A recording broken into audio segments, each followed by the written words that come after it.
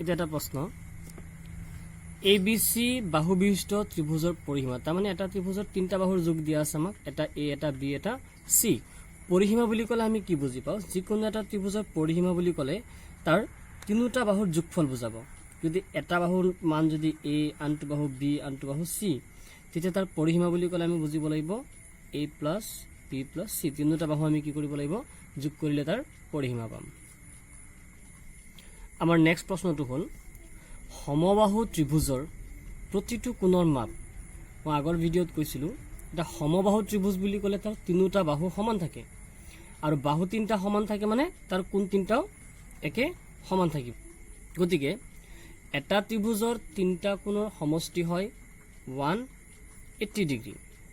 আৰু এই তিনিটা কোণ যদি সমান সমান হয় তাৰ মানে আমি 180 সমানে 3 ভাগ কৰিব লাগিব 3 ভাগ কৰিলে কিমানকে পৰিব এটা 60 কে পৰিব সেই কাৰণে এটা সমবাহু ত্ৰিভুজৰ প্ৰতিটো কোণৰ মাপ হ'বগৈ 60 ডিগ্ৰী আমাৰ নেক্সট প্ৰশ্নটো সমকোণী ত্ৰিভুজৰ এটা কোণৰ মাপ সমকোণী ত্ৰিভুজ কাক কয় প্ৰথমতে আমি জানিব লাগিব সমকোণী ত্ৰিভুজ কাক কয় যি ত্ৰিভুজৰ এটা কোণৰ মাপ 90 ডিগ্ৰী তাকে কোৱা হয় সমকোণী ত্ৰিভুজ গতিকে সমকোণী ত্ৰিভুজৰ এটা কোণৰ মাপ আমি কিমান পাম 90 ডিগ্ৰী নেক্সট প্ৰশ্নটো হ'ল এটা ত্ৰিভুজৰ তিনিটা কোণৰ যোগফল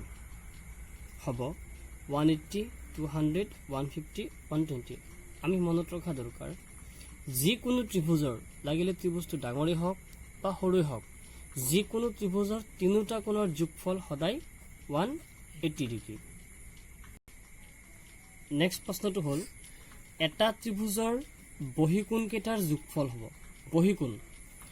বহিকোণ বুলি ক'লে আমি কি বুজি পাওঁ এটা ত্ৰিভুজৰ যদি এটা বাহু আমি বহাই দিওঁ বাহিৰত যিটো কোণ উৎপন্ন হয় তাক কোৱা হয় বহিকোণ এটা ত্ৰিভুজৰ বহিকোণ আমি তিনিটা পাম আৰু তিনিটা বহিকোণৰ যোগফল সদায় কিমান হ'ব 360 ডিগ্ৰী মনত ৰাখিব লাগিব অকল এইটো ত্ৰিভুজৰ ক্ষেত্ৰত নহয় যিকোনো বহুভুজ চতুৰ্ভুজ হওক পঞ্চভুজ হওক ষড়ভুজ হওক যিকোনো বহুভুজৰ আটাইকেইটা বহিকোণৰ সমষ্টি বা যোগফল সদায় 360 ডিগ্ৰী হ'ব আমাৰ পিছৰ প্ৰশ্নটো হ'ল এটা ত্ৰিভুজৰ খুব বেছি কেইটা স্থূলকোণ থাকিব পাৰে মই আগৰ ভিডিঅ'ত আলোচনা কৰিছিলোঁ যে এটা ত্ৰিভুজৰ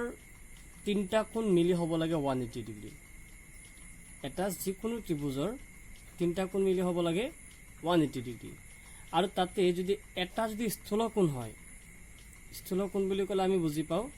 90তকৈ বেছি হৈ গ'ল 90তকৈ বেছি হ'লে স্থূলকোণ হয় যদি এটা ত্ৰিভুজত দুটা স্থূলকোণ হয় ই 90তকৈ বেছি হ'লে স্থূলকোণ আৰু এটা কোণ যদি 90তকৈ বেছি হয় দুটা কোণ মিলি 180তকৈ বেছি হৈ যাব যেটো অসম্ভৱ গতিকে এটা ত্ৰিভুজত স্থূলকোণ মাত্ৰ